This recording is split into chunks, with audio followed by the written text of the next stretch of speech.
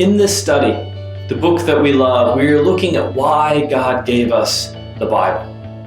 There's a link in the description to a printable resource on our website that will have all the discussion questions for this entire video series. In this lesson, we hear how reading God's Word is a bit like gardening. Let's dig in together.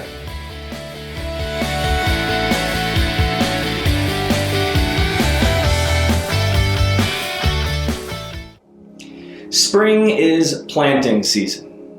Whether it is corn or soybeans in a field, or tomatoes and peppers in your garden, spring is a time for planting. Now, the process of planting and growing has at least 3 steps. First, you must prepare the soil.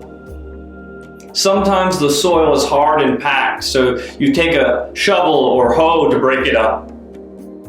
Farmers working on a large scale will use a plow or cultivator to cut into the ground and turn the soil. This is hard but important work, digging and turning to prepare the soil for growth. Second, you must plant the right seeds. It's not enough to dig up the soil and remove the vestiges of last year's crops. You must plant the right seeds. If you're hoping to can a bunch of pickles by the end of the summer, you need to make sure you plant cucumbers. Because what you plant determines what you will harvest later. Plant the right seeds and you will be enjoying pickles all year long. But plant tomatoes instead, and there will be no pickles.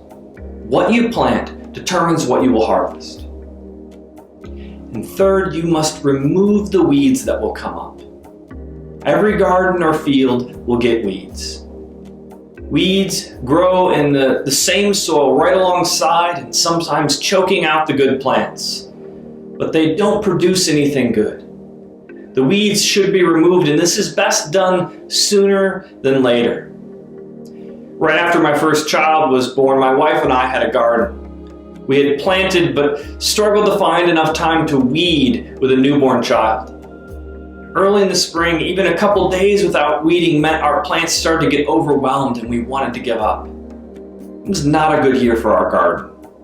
But the next year, we went out early each day and spent just a few minutes weeding. And by the end of the summer, we needed to do less and less weeding because the plants had grown so well that they prevented the weeds from growing.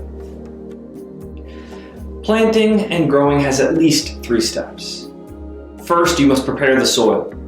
Second, you must plant the right seeds. And third, you must remove the weeds that will come up. One common image for the human heart, or the people of God in the Bible, is a garden or field. God uses it with Jeremiah, saying, "Break up your unplowed ground and do not sow among thorns." Jesus uses gardening and farming images all over the place, including Matthew 13, where he says, "A farmer went out to sow his seed, and as he was scattering the seeds, some fell along the path, and the birds came and ate it up. Some fell on rocky places where it did not have much soil.